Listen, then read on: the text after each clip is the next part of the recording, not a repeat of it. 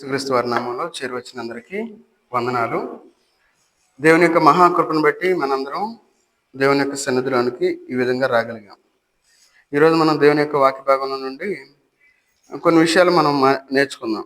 దేవుడు మన యొక్క పరిస్థితులను మార్చే దేవుడు మన దేవుడు. ఈ లోకంలో మనం జీవించేటప్పుడు మన యొక్క పరిస్థితుల గురించి మనం బాధపడుతూ ఉంటాం. అయ్యో, ఎందుకు నా పరిస్థితి ఎట్లా ఉంది, నా పరిస్థితి అంధకారంలో ఉంది, అయ్యో నేనేం చేయలేని వాడిని, నేనేం చేయలేని దానిని.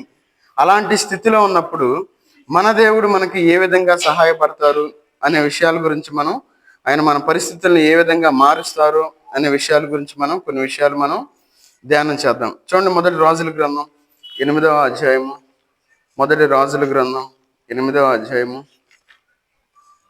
12వ వచనం దగ్గర నుండి 21వ వచనం వరకు మార్చి చదువుకుందాం. మొదటి రాజుల గ్రంథం 8వ అధ్యాయము 12వ వచనం దగ్గర నుండి 21వ వచనం వరకు మార్చి చదువుకుందాం. సొలొమోను దాన్ని చూచి గాఢాంధకారమందు నివాసము చేయుదునని యెహోవా సెలవిచ్చి ఉన్నాడు.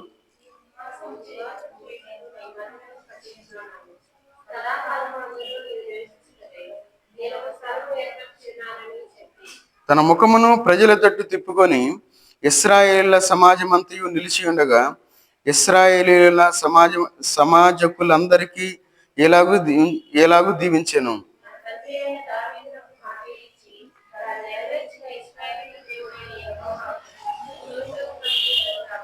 నేను ఇశ్రాయేలీయులకు నా జనులను ఐగుప్తు దేశముల నుండి రప్పించిన నాట నుండి నా నామము దాని యందుండునట్లునుగా ఇశ్రాయేలీయుల గోత్ర స్థానములలో ఏ పట్టణంలోనైనాను మందిరమును కట్టించుటకు నేను కోరలేదు గాని ఇశ్రాయేలీయులకు నా జనుల మీద దావీదును ఉంచుటకు నేను కోరి ఉన్నాను అని ఆయన సెలవిచ్చెను.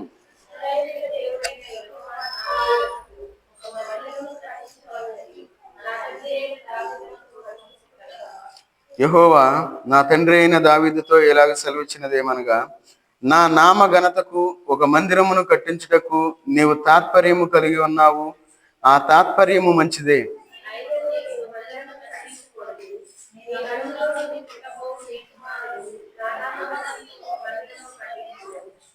ప్రమాణము చేసి తాను సెలవిచ్చిన మాటను యెహోవా నెరవేర్చి ఉన్నాడు. నేను నా తండ్రి అయిన దావీదుకు ప్రతిగా నియమింపబడి యెహోవా సెలవు చొప్పున ఇశ్రాయేళ్ల మీద సింహాసనాసీనుడనై ఉండి ఇశ్రాయేళ్ల దేవుడైన యెహోవా నామఘనతకు మందిరమును కట్టించి ఉన్నాను.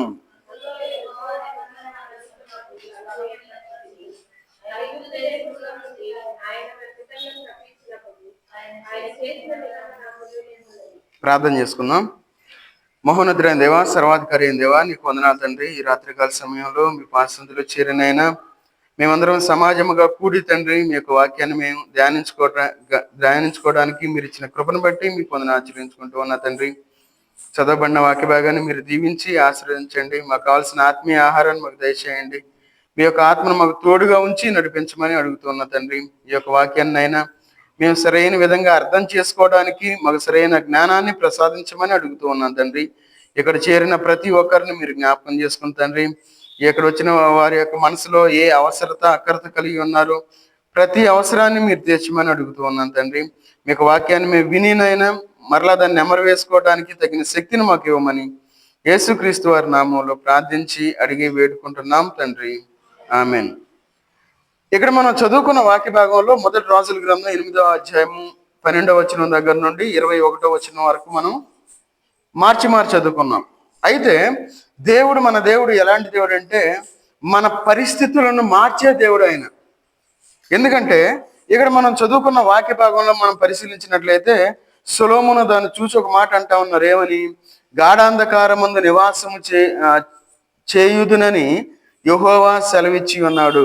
అంటే మన దేవుడు ఎక్కడ నివాసం చేసే దేవుడు? మన దేవుడు గాఢాంధకారములో నివాసం చేసే దేవుడు. అంటే మన యొక్క హృదయాలు ఎట్లా ఉన్నాయి అంటే చీకటి అయిన హృదయాన్ని మనం కలిగిన వారుగా ఉన్నాం ఈ లోకంలో. అంటే గాఢాంధకారమైన ప్రదేశంలో దేవుడు నివసిస్తాను అని చెప్పి సెలవిస్తా ఉన్నారు. అందుకే ఇక్కడ అంటా ఉన్నారు ఏమని 13వ వచనంలో, నీవు నివాసము చేయుటకు నేను మందిరమును కట్టించి ఉన్నాను. అయితే దావీదు గారు అనుకుంటా ఉన్నారు ఏమని? నేను ఒక మందిరాన్ని కట్టించాలి, దేవునికి ఒక మందిరాన్ని చక్కగా కట్టించాలని చెప్పి ఒక ఆశ కలిగిన వాడుగా ఉన్నాడు దావీదు. అయితే దావీదు గారికి దేవుడు ఒక ప్రమాణం చేస్తా ఉన్నాడు. ఏమని? అందుకు చూడండి, యెహోవా సెలవు చొప్పున అక్కడ చూడండి, నీవు మందిరమును కట్టి 19వ వచనం చదవండి. అయినను నీవు మందిరమును కట్టించకూడదు, నీ నడుములో నుండి పుట్టబోవు నీ కుమారుడు నా నామఘనతకు ఒక మందిరమును కట్టించును. చూడండి, ఎవరు కట్టిస్తారు? తన యొక్క కుమారుడు కట్టిస్తాడు. అంటే ముందుగానే చెప్తా ఉన్నారు. ఏం చెప్తా ఉన్నారు? దావీదు గారికి, అయ్యా నువ్వు మందిరం కట్టియొద్దు, నీ కుమారుడు కట్టిస్తాడు. చూడండి, ఈ లోకంలో దేవుడు వాగ్దానం ఇచ్చి నెరవేర్చే దేవుడుగా ఉన్నాడు. గాఢాంధకారమైన పరిస్థితుల్లో మనం వెళ్తూ ఉన్నప్పుడు దేవుడు మన యొక్క పరిస్థితిని చూసే దేవుడుగా ఉన్నాడు. ఆయన మన పరిస్థితిని చూసి మనల్ని చక్కబెట్టే దేవుడుగా ఉన్నాడు. అందుకే ఇక్కడ ఒక మాట అంటా ఉన్నాడు, 20వ వచనం చివరిలో అంటా ఉన్నాడు. ఏమని? ఇశ్రాయేలు దేవుడైన యెహోవా నామ ఘనతకు మందిరమును కట్టించి ఉన్నాను. అంటే మందిరము అనేది చాలా శక్తివంతమైనది. మందిరం అంటే మనం చాలా అనుకుంటాం. ఏమనుకుంటాం అంటే ఇది కూడా ఏదో మేము ఆరాధిస్తున్నాము, ఏదో ఊరక దేవుని సన్నిధికి వెళ్తున్నాం అనుకుంటాం. దేవుని యందు మనం భయభక్తులు లేకపోతే మనం చేసే ప్రతి ప్రయత్నానికి అది మనం సక్సెస్ అవ్వలేం, విజయం సాధించలేం. దేవుని మందిరానికి మనం రెగ్యులర్గా ఉండాలి, దేవుని సన్నిధిలో మనం ఉండేవారుగా ఉండాలి, దేవుని మందిరానికి ఎదురు వెళ్ళేవారుగా ఉండకూడదు. చాలా ముఖ్యమైన విషయం. మనుషులకి ఏంటంటే ఆ విషయం తెలియక ఏం చేస్తారంటే దేవుని సేవకుల మీదకి వెళ్తూ ఉంటారు, దేవుని మందిరం మీదకి వెళ్తూ ఉంటారు, సువార్థికుల మీదకి వెళ్తూ ఉంటారు, పరిచర్య చేసే వాళ్ళ మీదకి వెళ్తూ ఉంటారు. మనం ఏ విధము చేతనైనను దేవుని పరిచర్యకు ఆటంకపరిచేవారుగా ఉంటే మన జీవితంలో నష్టాన్ని చూసేవారుగా ఉంటాం, కష్టాన్ని చూసేవారుగా ఉంటాం. ఆ విషయాన్ని మనం గుర్తుపెట్టుకోవాలి. ఎందుకంటే ఆ విషయాన్ని తెలియకుండా ఈ లోకంలో జీవిస్తూ ఉన్నాం. మనకి తెలియకుండానే చీకటిలోనికి వెళ్ళిపోతా ఉన్నాం. చీకటిలో మనకి ఎవరు కావాలి? దేవుణ్ణి మనం కలిగిన వారుగా ఉండాలి. మన పరిస్థితులు మార్చబడాలి అంటే ఏం చేయాలి? మనం దేవుణ్ణి మనం కలిగిన వారుగా ఉండాలి. అందుకే మనం పరిస్థితులు మార్చే దేవుడు మన దేవుడు. అందుకే 1 తిమోతి రాసిన పత్రిక చూడండి, 1 తిమోతి రాసిన పత్రిక 6వ అధ్యాయము, 1 తిమోతి రాసిన పత్రిక 6వ అధ్యాయము 16వ వచనం తీసిన చదవండి. సమీపింపరాని తేజస్సుతో ఆయన మాత్రమే వసించుచు. చూడండి, మన దేవుడు ఎలాంటి దేవుడు? సమీపింపరాని తేజస్సుతో ఆయన ప్రకాశించే దేవుడుగా ఉన్నాడు. ఆయన మన దేవుడు మామూలు అంటే ఆయన గొప్ప శక్తి కలిగిన దేవుడుగా ఉన్నాడు ఆయన. అందుకే ఇక్కడ అంటా ఉన్నాడు, సమీపింపరాని తేజస్సుతో వసించుచు అమరత్వము గలవాడై ఉన్నాడు. మనుషులలో ఎవడును ఆయన చూడలేదు, ఎవడును ఆయన చూడనేరడు. ఆయనకు ఘనతయు శాశ్వతమైన ప్రభావమును కలిగి ఉండుగాక. ఆమేన్. ఆయన నామానికి ఘనత. ఎప్పుడు ఘనత? ఆయనకి మనం మర్యాద ఇచ్చేవారుగా ఉండాలి, ఆయనకి మనం భయపడేవారుగా ఉండాలి, ఆయనకి మనం తల ఒగ్గేవారుగా ఉండాలి. అలాంటి జీవితాన్ని మనం జీవిస్తే దేవుడు మన యొక్క జీవితాల్లో మనం తల ఎత్తుకునేవారుగా దేవుడు చేసేవాడుగా ఉన్నాడు. అయితే మన జీవితంలో మనం ఏమనుకుంటామంటే మనం ఆ విషయాన్ని మనం గ్రహించలేని స్థితిలో మనం ఉంటాం. గ్రహించలేని స్థితిలో ఏం చేస్తామంటే దేవుని సన్నిధికి మనం ఎదురాడేవారుగా ఉంటాం, దేవునితో మనం పోరాడేవారుగా ఉంటాం, దేవునితోనే మనం పెట్టుకునేవారుగా ఉంటాం ఈ లోకంలో. అయ్యా ఏందయ్యా మేము ఏం చేసామయ్యా అంటారు. ఒక్కసారి మనం నిలబడి లేదంటే కూర్చొని మనం ఆలోచిస్తే మనకు తెలిసింది మనం ఎంత తప్పు చేసాం. అయ్యో నేను దేవుని సన్నిధికి రాకుండా నేను దేవుని సన్నిధిలో ఎంత తప్పు చేశానే, నా యొక్క అపజయానికి కారణం ఇదే, ఈ యొక్క నష్టానికి కారణం ఇదే, ఈ కష్టానికి కారణం ఇదే అని మనం గ్రహించేవారుగా ఈ లోకంలో మనం జీవించాలి. ఈ లోకంలో మనం ఏం చేస్తామంటే వీటన్నిటిని మనం పట్టించుకోం. ఒకవేళ ఈ లోకంలో ఉన్నప్పుడు మనం సహజంగా అనుకుంటాం, నా ఉద్యోగంలో అభివృద్ధి రావాలి, నా వ్యాపారంలో అభివృద్ధి రావాలి, నా బిడ్డలు దీవించబడాలి, నా భర్త బాగుగా ఉండాలి, నా భార్య బాగుగా ఉండాలని కోరుకుంటాం. మంచిదే, కానీ మనం దేవుని మనం కలిగిన వారుగా ఉండాలి. ఎందుకన్నాడు ఇక్కడ ఏమని? ఆయన ఎట్లా ఉంటాడు? ఆయన మాత్రమే ద్రోహగానమైన తేజస్సులో వసించుచు అమరత్వము గలవాడై ఉన్నాడు. చూడండి, ఆయన తేజస్సులో ఉండేవాడుగా ఉన్నాడు. ఆయన యొక్క ప్రకాశాన్ని మనం కలిగిన వారుగా ఉండాలి. మనం ఏమీ చేయలేము ఈ లోకంలో. ఈ లోకంలో మనం అనుకుంటాం, ఈ లోకంలో సహజంగా మనం ఏమనుకుంటాం అంటే మన యొక్క శక్తి చేత, లేదంటే మన యొక్క పలుకుబడి చేత, మనకు కలిగి ఉన్న దాని చేత మనం అభివృద్ధి చెందాలి అనుకుంటాం. లేదు, మన జీవితంలో ఎప్పుడైతే మనం దేవుణ్ణి కలిగిన వారుగా ఈ లోకంలో జీవిస్తామో అప్పుడు దేవుడు మన యొక్క పరిస్థితిని మార్చే దేవుడిగా ఉన్నాడు. ఆయన యొక్క మన స్థితిని మార్చే దేవుడిగా ఉన్నాడు. ఆ విషయాన్ని మనం గుర్తించేవారుగా ఉండాలి. అందుకే చూడండి, యెషయా గ్రంథంలో ఒక మాట అంటా ఉన్నారు. ఈ లోకంలో మనం చాలా మంది అనుకుంటా ఉంటారు, అయ్యా నేను ఏమి చేయలేను, నా పరిస్థితి చాలా అధ్వానంగా ఉంది, ఈ లోకంలో నేను జీవిస్తా ఉన్నాను, అంధకారం అయిపోయింది నా జీవితం, అయ్యా నేను ఏం చేయాలని చెప్పి ఈ లోకంలో అనుకుంటా ఉంటారు. అయితే యెషయా గ్రంథం 58వ అధ్యాయము 10వ వచనం తీసుకున్నా చదవండి. 58:10. ఆశించిన దానిని ఆకలి కొనిన వానికిచ్చి శ్రమపడిన వానిని తృప్తిపరిచిన పక్షమున చీకటిలో నీ వెలుగు ప్రకాశించును, అంధకారము నీకు మధ్యాహ్నము వలె ఉండును. 11వ వచనం. యెహోవా నిన్ను నిత్యము నడిపించును, శ్యామకాలమున ఆయన నిన్ను తృప్తిపరిచి నీ ఎముకలను బలపరచును. నీవు నీరు కట్టిన తోట వలెను, ఎప్పుడును ఉబ్బుకుచుండు నీటి ఓట వలెను ఉండెదవు. చూడండి, ఎవరైతే చూడండి ఒక కండిషన్ ఒకటి కనపడతా ఉంది. ఏం కనపడతా ఉంది? ఆశించిన దానిని ఆకలి కొనిన వానికిచ్చి శ్రమపడిన వానిని తృప్తిపరిచిన పక్షమున. అంటే ఒక కండిషన్ మనకు కనబడతా ఉంది. 9వ వచనంలో అంటాం చూడండి, అప్పుడు నీ పిలవగా యెహోవా ఉత్తరం ఇచ్చును, నీవు మొర్ర పెట్టగా ఆయన నేనున్నానను. చూడండి, ఈ లోకంలో మనం జీవించేటప్పుడు దేవుణ్ణి కలిగిన వారుగా ఉండాలి. మన పరిస్థితిని మనం మార్చుకోవాలి అంటే దేవుని యొక్క భయాన్ని మనం కలిగిన వారుగా ఉండాలి. దేవుని భయం లేకుండా ఈ కాలంలో మనం జీవించే ఈ జనరేషన్లో మనిషి తయారయ్యాడు. దేవుని భయం కొంచెం కూడా లేదు. అమ్మో దేవుని సన్నిధే, అమ్మో దేవుని మాటలే, అమ్మో దేవుని యొక్క వాక్యం వినబడతా ఉంది, అయ్యో నా జీవితాన్ని సరిదిద్దుకోవాలి అనే భయం లేకుండా జీవిస్తా ఉన్నాం ఈ లోకంలో. కొంచెం ఇంకిత జ్ఞానం లేని వారుగా ఈ లోకంలో ఉన్నాం. చూడండి, ఈ లోకంలో మన యొక్క పరిస్థితి ఆ విధంగా ఉంది. అందుకే నీవు మొర్ర పెట్టగా ఆయన నేనున్నానను. చూడండి, మన పరిస్థితిని దేవుడు మార్చాలి అంటే దేవుని యొక్క ప్రకాశము, లేదంటే దేవుని యొక్క వెలుగు మన మీద ఉండేదిగా ఉండాలి. అందుకే ఇక్కడ అంటా ఉన్నాడు ఏమనంటే, చీకటిలో నీ వెలుగు ప్రకాశించును. వెలుగు ప్రకాశించింది. ఎప్పుడు ప్రకాశించింది అంటే దేవుని యొక్క మందిరంలో మనం ఉన్నప్పుడు.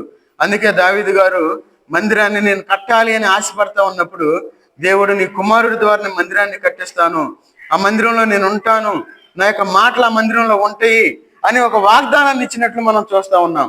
అదే విధంగా మన జీవితంలో మనం దేవుని యొక్క సన్నిధిలో ఉండి దేవుని యొక్క వెలుగును మనం పొందేవారుగా ఉండాలి. ఆ వెలుగు ఎట్లా ఉంటుందంటే అంధకారము నీకు మధ్యాహ్నము వలె ఉండును. అదేంటి ఎట్లా ఉంటుంది? అంధకారం అంటే ఏమీ కనపడని స్థితి. ఒకవేళ మనం ఈ లోకంలో జీవించేటప్పుడు ఎదురు మనల్ని చూసే వారికి మనం ఎట్లా ఉంటామంటే అంధకారంలో ఉన్నాం అనిపించదు వాళ్ళకి. కానీ మన జీవితం అంటే మనం ఎట్లా వెళ్తా ఉన్నాం అనే విషయం మనకు మాత్రమే తెలుస్తుంది.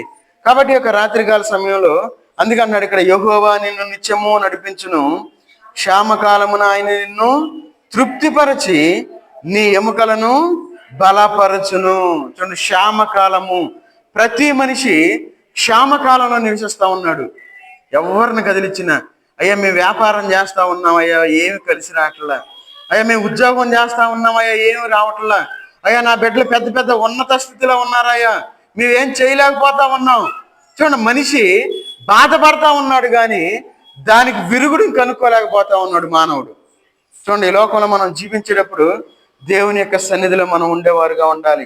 దేవుని యొక్క సన్నిధిలో మనం ఎప్పుడైతే ఉంటామో, దేవుని యొక్క మాటకు మనం ఎప్పుడైతే విలువిచ్చేవారుగా ఉంటామో అప్పుడు మన జీవితంలో మనం అంధకారము మధ్యాహ్నం వలె ప్రకాశిస్తుంది అని దేవుని యొక్క వాక్యం సెలవిస్తా ఉంది. అందుకే నీవు నీరు కట్టిన తోట వలెను, ఎప్పుడును ఉబ్బుకుచుండు నీటి ఓట వలెను ఉండేదవు. చూడండి, మన జీవితాలు ఒకవేళ కరువులో ఉన్నట్టు కనిపిస్తాయి కొన్ని సందర్భాల్లో.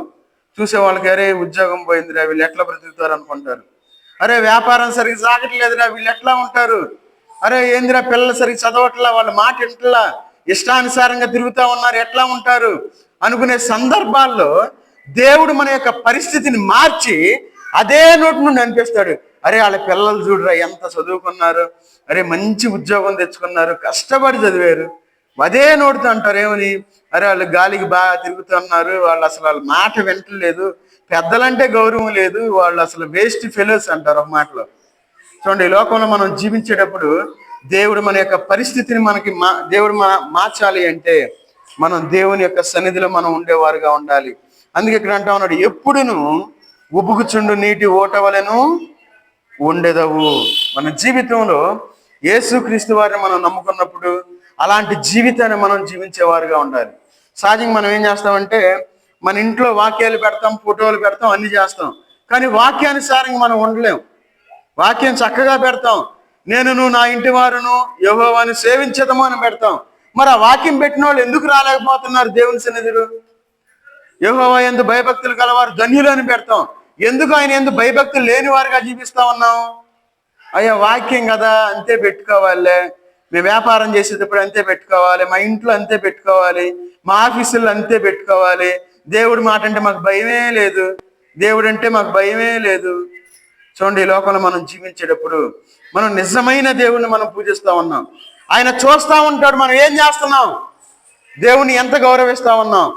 ఆయన పరలోకం నుండి మనం చూసేవాడుగా ఉన్నాడు. కాబట్టి ఆయన మనం అంధకారంలో ఉన్నప్పుడు మనల్ని నీటి ఓట వలె ఉంచేవాడుగా మనం ఉంచే దేవుడిగా ఉన్నాడు. అందుకన్నాడు, నీవు నీరు కట్టిన తోట వలె ఉంటావు, నువ్వు బలపడేవాడుగా ఉంటావు అని చెప్పి దేవుని యొక్క వాక్యం సెలవిస్తా ఉంది. చూడండి, దావీదు గారు తన యొక్క జీవితంలో అనుభవంతో చెప్తా ఉన్నారు. చూడండి, 139వ కీర్తన 11-12 వచనాలు చదవండి. 139వ కీర్తన, అంధకారము నన్ను మరుగు చేయును, నాకు కలుగు వెలుగు రాత్రి వలె ఉండును అని నేను అనుకున్న పక్షమున చీకటి అయినను నీకు చీకటి కాకపోవును, రాత్రి పగటి వలె నీకు వెలుగుగా ఉండును. చూడండి, దేవుడు మా పరిస్థితిని ఎట్లా మారుస్తా ఉన్నాడు. అందుకంటున్నాడు, అంధకారము నన్ను మరుగు చేయును. అంధకారం మరుగు చేసింది ఎవరికి? మనం కనపడం, ఎవరికి లెక్కలో ఉండం మనం. అందుకన్నాడు, అంధకారం నన్ను మరుగు చేయను అంటే నేను చేతగాడి వాడిని అయిపోయాను, నా బంధువులు నన్ను చూడటం లేదు, మా యొక్క రక్త సంబంధికులు నా దగ్గరికి రావట్లేదు, నా మిత్రులు నన్ను వదిలేసి వెళ్ళిపోయారు. ఎందుకంటే నేను అంధకారంలో జీవిస్తా ఉన్నాను, నా చుట్టూ అంధకారమైన పరిస్థితులు నాకున్నాయి, నాకు ఎన్నో అప్పులు కలిగి ఉన్నాను, అనేకమైన అనారోగ్యంతో బాధపడతా ఉన్నాను, నా పరిస్థితులు బాగాలేదు. అయినా మన దేవుడు మన యొక్క చెయ్యి వదిలే దేవుడు కాదు అని మనం గుర్తుపెట్టుకోవాలి. అందుకే ఇక్కడ అంటాను, 10వ వచనం అంటాను, అక్కడను నీ చెయ్యి నన్ను నడిపించును, నీ కుడి చేయి నన్ను పట్టుకొనును. దేవుడు మన చేతిని పట్టుకుంటాడు ఆయన. చూడండి, ఈ లోకంలో మన బిడ్డల్ని మనం చేయి పట్టుకుంటాం, చక్కగా చేయి పట్టుకొని నడుస్తూ వెళ్తాం. ఎందుకు? మనం పట్టుకుంటాం, గట్టిగా పట్టుకుంటాం. ఒకవేళ మన బిడ్డలు మనం చేయి పట్టుకున్నారనుకోండి, వాళ్ళు మన చెయ్యి వదిలేసి వెళ్ళిపోతారు. మన యొక్క ఆత్మీయమైన స్థితి ఎట్లా ఉందంటే మనం దేవుని చేయి పట్టుకుంటా ఉన్నాం. ఈ లోకంలో మనం జీవించేటప్పుడు మన ఇష్టం వచ్చినప్పుడు మనం వదిలేస్తా ఉన్నాం దేవుని యొక్క చేతిని. మన కష్టం వచ్చినప్పుడు మనం ఏం చేస్తున్నాం? అప్పుడు పట్టుకుంటున్నాం, అయ్యా నువ్వే కావాలి, దేవా నువ్వే కావాలి, నా పరిస్థితిని మార్చు అని చెప్పి దేవుణ్ణి అడిగేవారుగా ఉన్నాం. దేవుడు మన యొక్క చేతిని పట్టుకునే విధంగా మన యొక్క భక్తి జీవితం ఉండాలి. మరి మన భక్తి జీవితం ఏ విధంగా ఉంది? ఈ లోకంలో మనం దేవునికి భయపడేవారుగా ఉన్నామా? ఈ లోకంలో మనం నివసించేటప్పుడు ఎందుకన్నాడు, అంధకారం నన్ను మరుగు చేయును, నాకు కలుగు వెలుగు రాత్రి వలె ఉండును అని నేను అనుకున్న పక్షమున. చూడండి, వెలుగు అంటే ఈ లోకంలో మనం జీవించేటప్పుడు మనం లోకంలో ఉన్నప్పుడు దేవుని యొక్క వెలుగును మనం గుర్తించలేము. ఒకవేళ మనం ఇంట్లో ఉండొచ్చు, మనం అనుకోవచ్చు నేను బాగా ప్రార్థన చేస్తున్నాను, నేను బాగా వాక్యం చదువుతున్నాను, పర్లేదులే అనుకోవచ్చు. అయితే దేవుని యొక్క వెలుగును మనం చూడలేం. ఎప్పుడైతే మనం దేవుని యొక్క సన్నిధికి మనం వస్తామో అప్పుడు మన యొక్క జీవితాలు ఏ విధంగా మారుతాయంటే 12వ వచనంలో అంటా ఉన్నారు, చీకటి అయినను నీకు చీకటి కాకపోవును, రాత్రి పగటి వలె నీకు వెలుగుగా ఉండును. చూడండి, మన జీవితంలో మనం చాలా జాగ్రత్తగా ఉండాలి. ఈ మధ్యకాలంలో ఆ, ఒక వీడియో చూశాను. ఆ వీడియోలో ఒక అతను హోటల్ పెట్టారు. పాప ఆయనకి ఎవరు రావట్లా, దిగులు పడతా ఉన్నాడు, ప్రార్థన చేశాడు.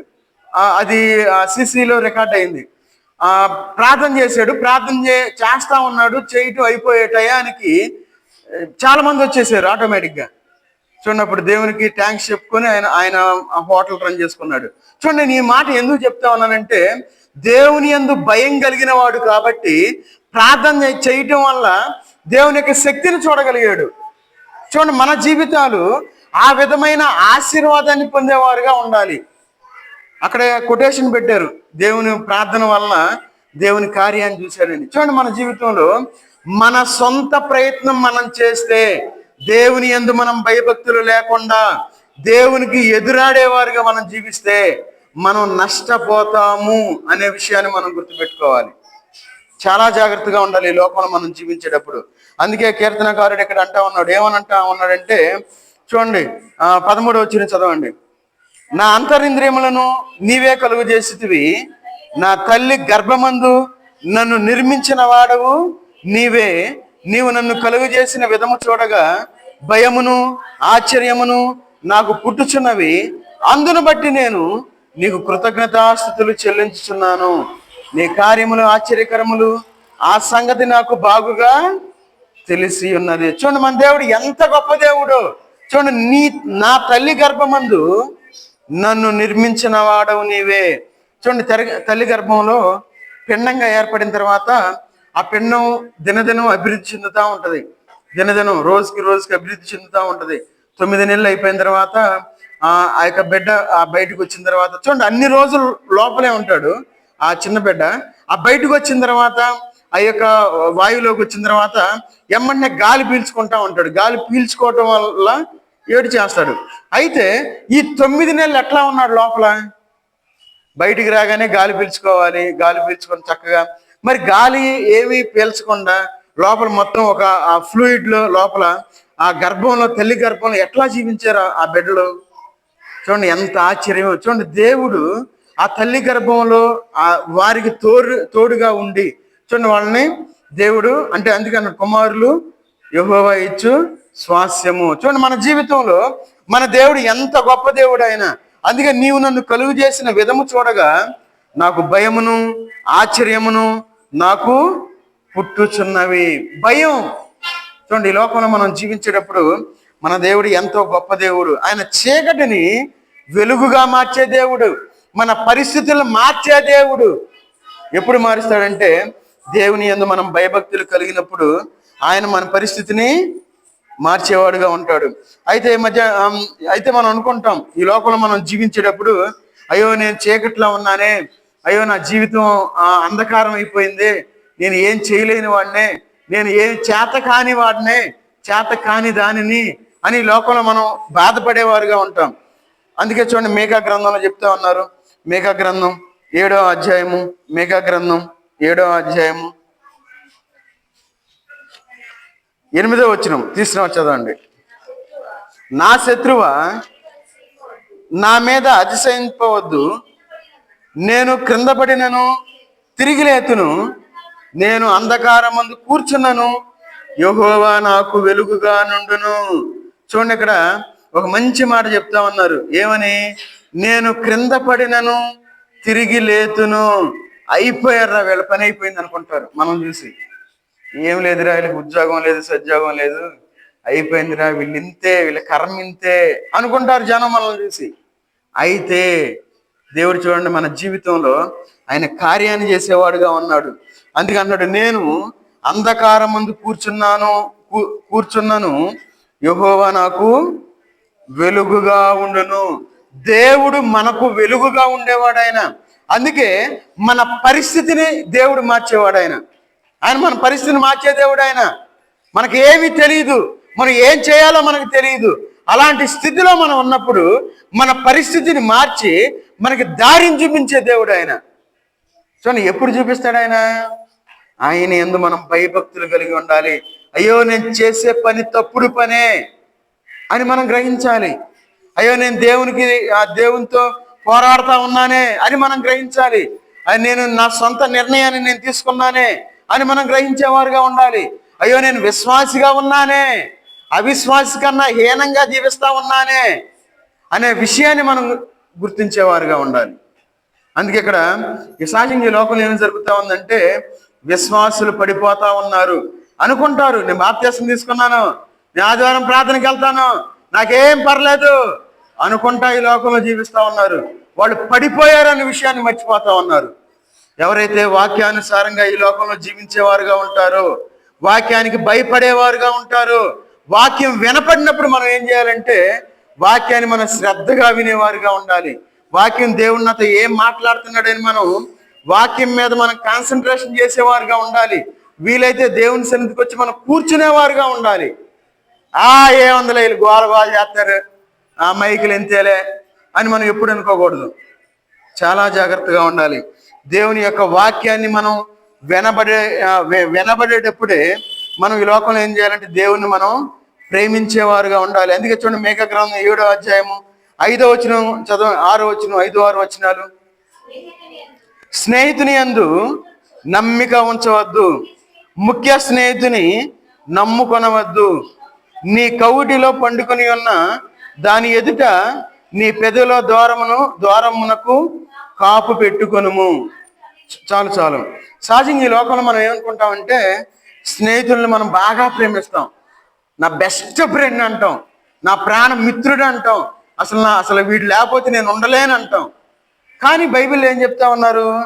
స్నేహితుని యందు నమ్మిక ఉంచవద్దు. ఎందుకు నమ్మిక ఉంచకూడదు? ఈ లోకంలో వ్యాపారాల్లో నష్టానికి కారణం స్నేహితులే.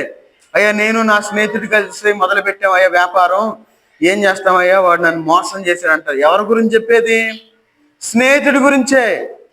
తర్వాత కొన్ని వార్తలు మనం వింటూ ఉంటాం, అరే నా స్నేహితుడు మా ఇంటికి వచ్చాడు, మా ఇంట్లో ఈ విధంగా చేస్తాడు అనుకోలేదు. చూడండి, కుటుంబాలని చీల్చేవారుగా ఉన్నారు స్నేహితులు, కుటుంబాలని బద్దలు చేసేవారుగా ఉన్నారు, కుటుంబాలను నాశనం చేసేవారుగా ఉన్నారు. ఎవరంటే స్నేహితులే. అయ్యే నన్ను నమ్మించి మోసం చేసేవాడు, నా భార్యని ఎత్తుకెళ్ళిపోయాడు. చూడండి, ఇలాంటి వార్తలు మనం వింటా ఉన్నాం. ఎవరు అంటే స్నేహితుడే. అందుకే ఇక్కడ అంటా ఉన్నాడు ఏమనంటే, ముఖ్య స్నేహితుని నమ్ముకొనవద్దు. ఎవరిని మనం నమ్మటానికి లేదు. ఈ లోకంలో మనం జీవించేటప్పుడు దేవుణ్ణి అంటే భార్యతో సహా మీరు నమ్మొద్దు అని చెప్తా ఉన్నారు. అందుకే అంటున్నాడు, నీ కౌటిలో పండుకొని ఉన్న దాని ఎదుట నీ పెదవుల ద్వారమును కాపు పెట్టుము. నువ్వు ఎవరిని నమ్మొద్దు, దేవుణ్ణి నమ్ము. దేవుణ్ణికి సహాయం చేసేవాడుగా ఉన్నాడు. ఒకవేళ నీ భార్య నీతో అంటదేమో, నువ్వు చచ్చిపో, నువ్వు వేస్ట్, నువ్వు ఎందుకు బ్రతకడం అంటదేమో యోబు గారి భార్య అన్నట్టు. ఒకవేళ స్నేహితులు అంటారేమో, ఆడు వేస్ట్ ఫెయిలరా, వేస్ట్ గాడు, ఆడు ₹1 పెట్టడు, పద్దాక నా చేత పెట్టిస్తాడు అంటాడేమో మన స్నేహితులు. నమ్మించి మోసం చేస్తారేమో. అయితే తర్వాత 6వ వచనం చదవండి. కుమారుడు తండ్రిని నిర్లక్ష్య పెట్టుచున్నాడు, కుమార్తె తల్లి మీదికిని కోడలు అత్త మీదికిని లేచెదరు, ఎవరి ఇంటి వారు వారికే విరోధులగుదురు. చూడండి, ఈ లోకంలో మనం ఇదే చూస్తా ఉన్నాం. మేకా గ్రంథంలో ఏ విధంగా అయితే రాసి పెట్టారో అదే మన కుటుంబాల్లో జరుగుతూ ఉంది. ఒక్కసారి మీరు చూడండి, మేకా గ్రంథం 7వ అధ్యాయము 6వ వచనం కావాలి, చదువుకోండి. అక్కడ చాలా క్లియర్గా రాశారు. ఏమని రాశారు? కుమారుడు తండ్రిని నిర్లక్ష్య పెట్టుచున్నాడు. ఏంది డాడీ నీకేం తెలుసు, వాడు మంచోడు, అసలు ఆడంత మంచోడు ఇంకొకడు లేడు ప్రపంచంలో, అసలు ఆడంత మంచోడు లేడు, ఆడు నన్ను తీసుకెళ్తాడు, నాకు పానీపూరి ఇప్పించాడు, కట్లెట్ ఇప్పించాడు, అది ఇప్పించాడు, ఇది ఇప్పించాడు, అబ్బా ఎంత చెబుతాడు. చూడండి, ఈ లోకంలో కుమారుడి మీదకి తండ్రి, తర్వాత కుమార్తె తల్లి మీదకి. చూడండి, కుమార్తె తల్లిని అంటది, ఏంది మమ్మీ ఏం చెప్పేది, ఏంది నీకేం తెలుసు, నా ఫ్రెండ్ మంచిది. చూడండి, ఈ లోకంలో ఎన్ని మనం చూస్తా ఉన్నాం. చూడండి, తల్లి కోడలు అత్త మీదకి లేచెదరు. లేటం అంటే ఏంది? దౌర్జన్యం. చూడండి, లెగుస్తారు మీదకి, వెళ్ళిపోతాను ఇంట్లో నుండి, లెగుస్తారు పైకి, ఇంట్లో ఉండను. చూడండి, బైబిల్లో దేవుని మాటలు ఊరిని రాయిలా. లేకపోతే కొంతమంది ఇంకా అడ్వాన్స్డ్ అయిపోయిన వాళ్ళు అంటారు, ఏదన్నా కొనిగిపోతే నేను చచ్చిపోతానంటారు. చూడండి, లోకంలో ఎంతో మంది మరణిస్తా ఉన్నారు. వీళ్ళ డైలాగు, నేను చచ్చిపోతాను. 8వ క్లాస్ చదివే పిల్లోడు ఫోన్ కొనిలేని చచ్చిపోయాడు. చూడండి ఎలాంటి వార్తలు మనం వింటా ఉన్నాము. ఈ లోకంలో మనం జీవించేటప్పుడు దేవుని మీద మనం ఆధారపడేవారుగా ఉండాలి. ఇలాంటి పాపపు ఆలోచనలు మన కుటుంబం మీదకి రాకుండా, అపవాదిని మన కుటుంబంలో చొరబడనీయకుండా దేవుడు మన పరిస్థితులు చక్కగా ఉండేటట్టు చేస్తాడు. కాబట్టి మనం దేవుని యందు భయభక్తులు మనం కలిగిన వారుగా ఉండాలి. భయము అనే మాటలో చాలా అర్థాలు ఉన్నాయి. ఎందుకంటే కొన్ని చోట్ల నేను గమనిస్తూ ఉంటాను. కొన్ని ఆలయాల దగ్గరికి వెళ్ళిన తర్వాత అనౌన్స్మెంట్ చేసేవాళ్ళు అమ్మాయికి టక్మని ఆపేస్తారు. ఆపేసి కొంచెం దూరం వెళ్ళిన తర్వాత ఆన్ చేసుకుంటారు వాళ్ళు. కొంతమంది ఏం చేస్తారంటే అటు వెళ్ళి సినిమా పాటలు పెట్టుకుంటూ వెళ్తా ఉన్నారు అనుకోండి, ఆ దేవాలయం కానీ ఏదన్నా వచ్చినప్పుడు అక్కడ వరకు వెళ్ళని ఆపేస్తారు. తర్వాత ముందుకు వెళ్ళిపోతూ ఉంటారు. అదే చర్చి వచ్చింది అనుకోండి, ఏముండదు, మనోడే వీళ్ళు మనోళ్ళే, కొట్లో ఇంకా ఎక్కువ సౌండ్ పెడతారు. చూడండి, లోకంలో మనం జీవించేటప్పుడు దేవుని యందు మనం భయం లేదు కాబట్టి మన కుటుంబాల్లో నష్టాన్ని మనం చూస్తా ఉన్నాం. అందుకే అన్నాడు, కుమారుడు తండ్రి, తర్వాత కుమార్తె తల్లి మీదకి, కోడలు అత్త మీదకి లేచెదరు, ఎవరి ఇంటి వారు వారికే విరోధులగుదురు. ఒక్కసారి మనం ప్రశ్నించుకుంటే ప్రతి కుటుంబంలో సహోదరులు వాళ్ళు మాట్లాడుకోలేని స్థితిలో వాళ్ళు జీవిస్తా ఉన్నారు. ఏంటంటే ఏముండదు, మళ్ళీ అక్కడ పెద్ద సమస్య ఉండదు. చిన్న చిన్న విషయాల దగ్గర శత్రువులు అయిపోతా ఉన్నారు. చిన్న చిన్న విషయాల దగ్గర చంపుకుంటా ఉన్నారు ఈ సమాజంలో. ఎలాంటి పాపం మన యొక్క కుటుంబాల్లోకి రాకుండా ఉండాలి అంటే, మన పరిస్థితులు బాగుండాలి అంటే మనం దేవుని యందు భయపడి మనం దేవునిలో మనం నడిచేవారుగా ఉండాలి. అందుకే ఇక్కడ మనం చదువుకున్నాం. అందుకే 9వ వచనం చదవండి. నేను యెహోవా దృష్టికి పాపము చేసి కనుక ఆయన నా పక్షమున వ్యాజ్యమాడి నా పక్షమున న్యాయము తీర్చు పర్యంతము నేను ఆయన కోపాగ్నిని సహించుచు ఆయన నన్ను వెలుగులోనికి రప్పించును. ఆయన నీతిని నేను చూచెదను. ఒకవేళ మనం అంధకారంలో ఉన్నావేమో, ఒకవేళ మనం కష్టం పడతా ఉన్నావేమో, ఒకవేళ మనం బాధలో ఉన్నావేమో, దేవుడు మనం నడిపించేవాడుగా ఉన్నాడు. దేవుడు మనకు మరలా ఆయన యొక్క ప్రకాశాన్ని ఇచ్చేవాడుగా ఉన్నాడు అనే విషయాన్ని మనం గుర్తుపెట్టుకోవాలి. కాబట్టి ఆయన మనల్ని ఏం చేస్తా అంటున్నాడు, వెలుగులోనికి రప్పిస్తానని చెప్పి ఆయన చెప్తా ఉన్నాడు. కాబట్టి మన జీవితాలు మార్చబడాలి అంటే, మన పరిస్థితులు చక్కబడాలి అంటే మనం దేవుని యొక్క సన్నిధిలో మనం గడిపేవారుగా ఉండాలి. ఈ రాత్రికాల సమయంలో మనం చాలా జాగ్రత్తగా ఉండాలి. అందుకే చూడండి, మళ్ళీ కీర్తనకారుడి దగ్గరికి వెళ్దాం. 112వ కీర్తన 4వ వచనం తీసుకున్నారు, చదవండి. 112వ కీర్తన 4వ వచనం. చీకటిలో వెలుగు పుట్టును, వారు కటాక్షమును వాత్సల్యతయు నీతియు గలవారు. చూడండి, యథార్థవంతులకు చీకటిలో వెలుగు పుట్టును. ఇక్కడ ఈ వాక్యాన్ని ఒకసారి మనం పరిశీలించినట్లయితే యథార్థవంతులకు చీకటి ఎందుకు వచ్చింది అసలు? ఒకసారి మనం అనుకుందాం. యథార్థంగా ఉంటే అన్నీ బాగుండాలిగా, అంత చక్కగా ఉండాలిగా, మరి ఎందుకు వాళ్ళకి చీకటి ఎందుకు రావాలి అంటే, ఈ లోకంలో మనం యథార్థవంతులుగా మనం జీవించినప్పటికీ మన జీవితంలో చీకటిలో గుండా మనం నడవాల్సిన పరిస్థితులు మనకు వస్తాయి అనే విషయాన్ని మనం గుర్తుపెట్టుకోవాలి. మనం చీకట్లో ఉంటాం. ఎప్పుడైతే మనం యథార్థవంతులుగా మనం చీకట్లో నడిచినప్పుడు, అందుకే ఇక్కడ ఒక మాట అంటా ఉన్నారు, ఏమని? చదవండి మళ్ళా.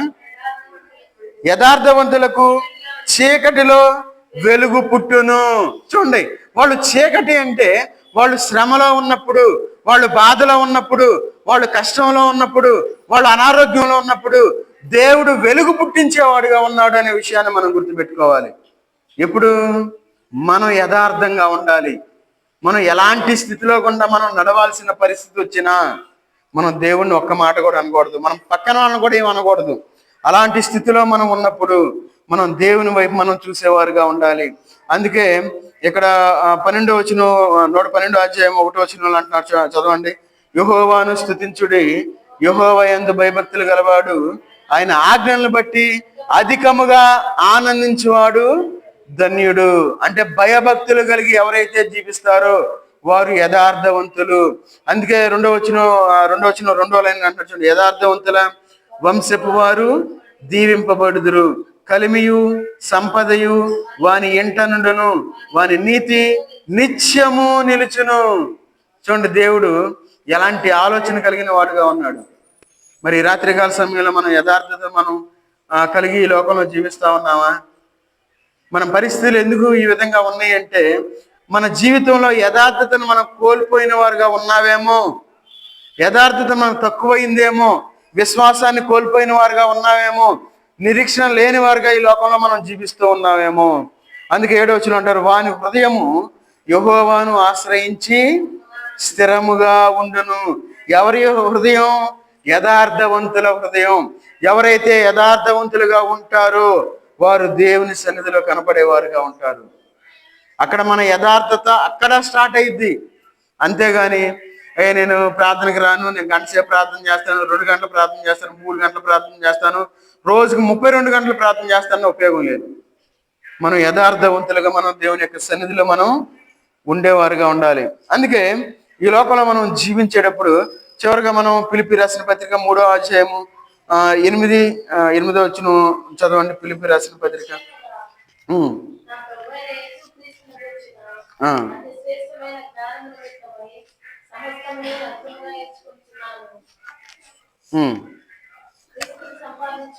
క్రీస్తును సంపాదించుకొని ధర్మశాస్త్ర చదవండి. క్రీస్తునందలి విశ్వాసము వలనైనను నీతి అనగా విశ్వాసమును బట్టి దేవుడు అనుగ్రహించు నీతి గలవాడనై ఆయన యందు అగపడు నిమిత్తము. చాలు.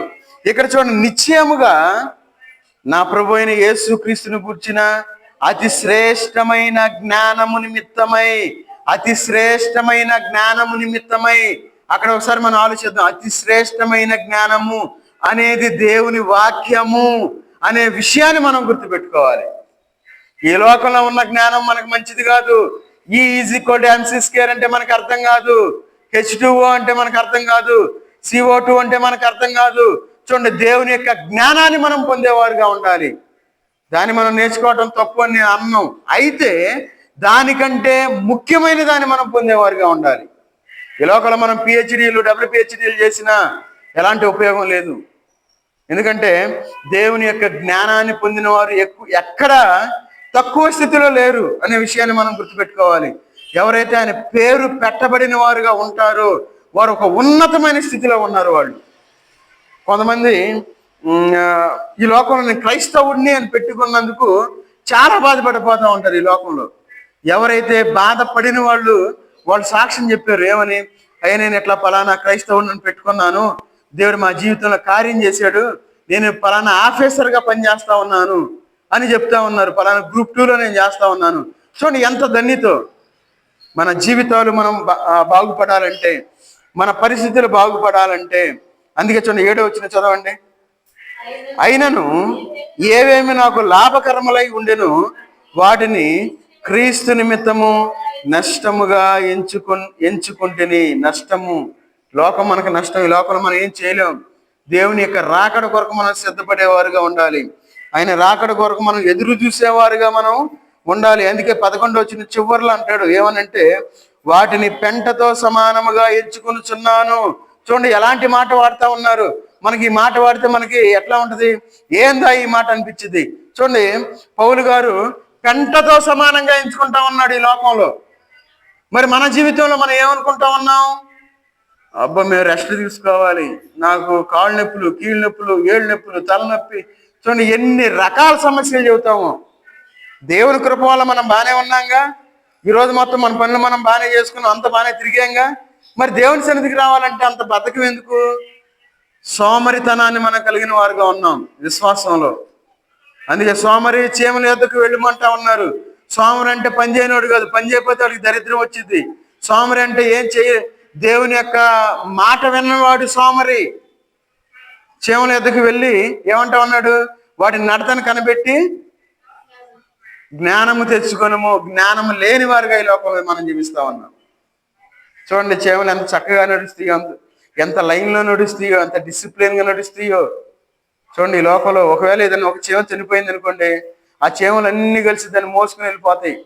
చూడండి ఎంత యూనిటీ, ఎంత సహవాసాన్ని కలిగి ఉన్నాయో అవి. చూడండి ఎంత పద్ధతిని, ఎంత డిసిప్లిన్ కలిగి ఉన్నాయో చేమలు. ఏది మన డిసిప్లిన్? ఏది? 8 గంటలకు ప్రార్థన అంటే మనం ఏం చేయాలి? 7:30 వచ్చి దేవుని సన్నిధిలో కూర్చొని ప్రార్థన చేయాలి. తండ్రి, ఈ రోజు నాతో ఏం మాట్లాడతావు? దేవుని యొక్క వాక్యం ద్వారా, నీ సేవకుడి యొక్క నోటి ద్వారా నాతో ఏం మాట్లాడతావు అని ఎదురు చూసేవారుగా మనం ఉండాలి. ఏది అసలు ఆలోచనే లేదు, అసలు భయమే లేదు. మన జీవితాలు మనం మార్చుకునేవారుగా ఉండాలి. ఎవరైతే అలాంటి ఆసక్తిని కలిగి ఉంటారో రాసి పెట్టుకొని చెప్తున్నా, ఈ రాత్రికాల సమయంలో దేవుడు మనం ఒక ఉన్నతమైన స్థితికి ఖచ్చితంగా తీసుకొస్తాడు. కాబట్టి ఈరోజు డేట్ వేసుకొని రాసుకోండి, 5/2/2026. మన జీవితాల్లో మన పరిస్థితులు మనం మార్చుకోవాలి అంటే దేవుని యందు మనం ఆసక్తిని మనం కలిగి ఉండాలి. మనం అంధకారంలో వెళ్తా ఉన్నాం, చీకట్లో ఉన్నాం, మనం ఏం చేయాలో తెలియదు, నేను చచ్చిపోతే బాగుంటుంది అనుకుంటారు చాలా మంది. అలాంటి స్థితిలో మనం ఉన్నప్పుడు దేవుడు మనకు వెలుగుగా ఉంటాడు అనే విషయాన్ని మనం గుర్తుపెట్టుకోవాలి. చాలా మంది ఎందుకంటే ఆత్మహత్యలు చేసుకుంటూ ఉంటుంది, వాళ్ళకి ఏం కనపడదు, ఎదురు ఏం ఉండదు. నేనేం చేయాలి, ఏం చేయాలి, ఎట్లా బయటపడాలి, ఎట్లా ఈ సమస్య నుండి బయటికి రావాలి అని ఆత్మహత్య అనే ఆలోచన వాళ్ళకి వచ్చేస్తాయి. వాళ్ళు అనుకుంటారు ఏం చేయాలి, ఎట్లా బతకాలి, చాలా మంది చదువుతున్నారు, నేనేం చేయాలి, ఏం చేయగలను, నేను ఎట్లా, అసలు నేను బతికితే చస్తే పోయిద్ది అనుకుంటారు. అది అపవాది ఆలోచన. ఈ లోకంలో మనం జీవించేటప్పుడు మన దేవుడు శక్తి కలిగిన దేవుడు కాబట్టి, ఆయన మనల్ని చూస్తా ఉన్న దేవుడు కాబట్టి ఆయన మనకు పరీక్ష పెడతాడు. ఒకవేళ మనం ఈ లోకంలో మనం అగ్ని వంటి పరీక్షలోకి మనం వెళ్ళినా దేవుని వైపు మనం చూస్తా మనం ఈ లోకంలో సాగిపోయేవారుగా ఉండాలి. కాబట్టి మన పరిస్థితులను మార్చే దేవుని మనం కలిగి ఉన్నాం కాబట్టి ముఖ్యంగా మనం దేవుని యందు మనం భయభక్తులు కలిగి ఉండాలి. నామకార్థ క్రైస్తవులుగా మనం ఉంటే ఎలాంటి ఉపయోగం లేదు. చాలా జాగ్రత్తగా ఉండాలి ఈ లోకంలో. ఎందుకంటే బండి నడుస్తుందని చెప్పి డీజిల్ పోసే దగ్గర పెట్రోల్ పోసామనుకోండి, ఇంజిన్ పాడైపోద్ది. చిన్న ఇంజిన్లోనే అంత డిసిప్లిన్, అంత ఆ నియమం ఉంటే మరి క్రైస్తవుడిగా మనం ఈ లోకంలో జీవించేటప్పుడు మరి మనం ఎంత జాగ్రత్తగా ఉండాలి? ఆ జాగ్రత్త ఏది? ఆ భయం ఏది? ఆ భక్తి ఏది? కాబట్టి మనందరం మన పరిస్థితులు మనం మార్చుకోవాలి. అంధకారంలో జీవిస్తూ ఉంటే దేవుడు మనకు వెలుగిస్తానని చెప్పి రాత్రికాల సమయంలో దేవుడు మనకి వాగ్దానం చేస్తా ఉన్నారు. కాబట్టి ఆ వెలుగు కోసం మనం ప్రార్థన చేద్దాం. అందరూ తల్ల వంచండి, ప్రార్థన చేసుకుని మనం ముగించుకుందాం. మహోన్నతుడైన దేవా, సర్వాధికారి అయిన దేవా, నీకు వందనాలు తండ్రి. ఈ రాత్రికాల సమయంలో తండ్రి మీ యొక్క పాద సన్నిధిలో చేరినైనా మీ యొక్క వాక్యాన్ని మేము ధ్యానించుకోవడానికి, వినడానికి మీరు ఇచ్చిన కృపను బట్టి మీకు వందనాలు చెల్లించుకుంటూ ఉన్నాం తండ్రి. అవును తండ్రి, అనేక మంది తండ్రి ఈ యొక్క గాఢాంధకారపు లోయలో నడుస్తూ ఉన్నారు తండ్రి. అలాంటి అనుభవంలో జీవిస్తూ ఉన్నారు తండ్రి. అలాంటి కుటుంబాలను మీరు జ్ఞాపకం చేసుకుని తండ్రి. అవును తండ్రి, కుమారుడు తండ్రి మీదకి, కుమార్తె తల్లి మీదకి లేస్తారని చెప్పి మీరు సెలవిస్తూ ఉన్నారు తండ్రి. వారి ఇంటి వారే విరోధులు అవుతారని చెప్పి మీరు సెలవిస్తూ ఉన్నారు తండ్రి. అలా ఎవరి కుటుంబాలు అయితే జరుగుతూ ఉందో తండ్రి, వారి కుటుంబాల్లో సంతోషాన్ని, సమాధానాన్ని దయచేయమని అడుగుతూ ఉన్నారు తండ్రి. ఇక్కడ చేరిన ప్రతి కుటుంబాన్ని మీరు జ్ఞాపకం చేసుకోండి. వారి కుటుంబాల్లో ఏ అక్కరత ఉందో ప్రతి అవసరాన్ని మీరు తీర్చమని అడుగుతూ ఉన్న తండ్రి. ఈ రాత్రికాల సమయంలోనైనా మీ యొక్క వాక్యం ద్వారా మాతో మాట్లాడినందుకు మీకు వందనాలు చెల్లించుకుంటూ ఉన్నా తండ్రి. గాఢాంధకారపు లోయలో మమ్మల్ని నడిపించే దేవుడిగా ఉన్నారు తండ్రి. మేము పడినా మళ్ళా లేస్తామని చెప్పి మీరు సెలవిస్తూ ఉన్నారు తండ్రి. మీరు మా యొక్క చేతిని పట్టుకుంటారు అని చెప్పి మీరు సెలవిస్తూ ఉన్నారు తండ్రి. అంత గొప్ప దేవునిగా ఉన్నందుకు మీకు వందనాలు చెల్లించుకుంటూ ఉన్నా తండ్రి.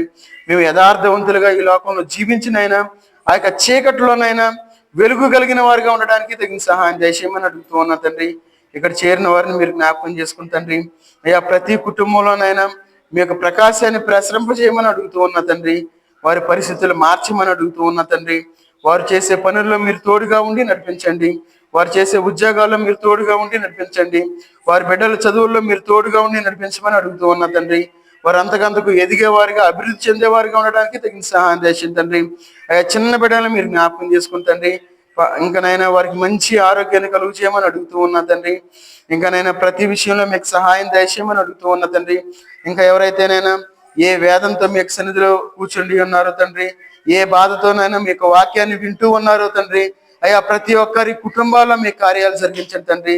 నా దేవుడు నా కార్యాన్ని జరిగించారని చెప్పి వారు సాక్షులుగా ఉండే భాగ్యాన్ని దయచేయమని అడుగుతూ ఉన్నా తండ్రి. అయ్యా మీరు చేస్తున్న కార్యాలను బట్టి మీకు వందనాలు చెల్లించుకుంటూ ఉన్న తండ్రి. అవును తండ్రి, మందిరంలో కుటుంబాల్లో చేస్తున్న అద్భుత కార్యాలను బట్టి మీకు వందనాలు చెల్లించుకుంటూ ఉన్న తండ్రి. ఇంకానైనా వారి విశ్వాసంలో బలపడటానికి తగిన సహాయం చేసిన తండ్రి. ఇంకా ఎవరైతే అనారోగ్యంతో బాధపడుతూ ఉన్నారో ప్రతి ఒక్కరిని మీరు జ్ఞాపకం చేసుకుని తండ్రి, వారికి సంపూర్ణమైన ఆరోగ్యాన్ని అనుగ్రహించండి. ఇంకా గర్భఫలం లేని బిడ్డల్ని మీరు జ్ఞాపకం చేసుకుని తండ్రి, ఎంతో వేదనలో ఉన్నారు తండ్రి, వాళ్ళని మీరు జ్ఞాపకం చేసుకుని తండ్రి, వారి గర్భఫలాన్ని ఏమని అడుగుతూ ఉన్నా తండ్రి, వారి విశ్వాసంలో బలపడి తండ్రి మీ సన్నిధికి వచ్చి మీ కార్యాలు చూచలాగిన తగిన సహాయం దయచేయమని అడుగుతూ ఉన్న తండ్రి. ఇంకానైనా ఎవరైతే నిరాశ్రయులుగా ఉన్నారు తండ్రి, తల్లి తండ్రి లేని వారుగా ఉన్నారో ప్రతి ఒక్కరిని మీరు జ్ఞాపకం చేసుకోమని అడుగుతూ ఉన్న తండ్రి. వారికి నైనా మీరు తల్లిగాను తండ్రిగాను ఉండినైనా వారి యొక్క ప్రతి ఆలోచన చెప్పేవారుగా ఉండడానికి తగిన సహాయం దయచేయమని అడుగుతూ ఉన్న తండ్రి. వారి కుటుంబాల్లో మీరే యజమానిగా ఉండమని అడుగుతూ ఉన్న తండ్రి. అన్ని విషయాలు మీరు తోడుగా ఉండి నడిపించమని అడుగుతూ ఉన్న తండ్రి. ఇంకా ఎవరైతే మారు మనసు బాప్తీస అనుభవం లేని వారుగా జీవిస్తూ ఉన్నారు తండ్రి, ప్రతి ఒక్కరు వారి మనసులు మార్చుకొని తండ్రి, వారు బాప్తిస్మం తీసుకొని మీరు రాకడ కొరకు సిద్ధపడే వారిగా ఉండడానికి తగిన సహాయం దయచేయండి తండ్రి. ఇంకా ఎవరైతే బాప్తిస్మం తీసుకొని ఉన్నారో వారినైనా మీ సన్నిధికి రాలేకపోతూ ఉన్నారు తండ్రి, వారిని క్షమించమని అడుగుతూ ఉన్నారు తండ్రి. వారి అవిశ్వాసాన్ని బలపరచమని అడుగుతూ ఉన్నారు తండ్రి. వారి విశ్వాసంతో మీ సన్నిధికి వచ్చేలాగా తగిన సహాయం చేయండి. ఇంకా మందిరానికి వస్తూ చాలా మంది ఆగిపోయి ఉన్నారు తండ్రి. అయ్యా ప్రతి ఒక్కరినైనా మరలా వారు తప్పు తెలుసుకున్నైనా మరలా మీ సన్నిధికి రావడానికి తగిన సహాయం చేయండి తండ్రి.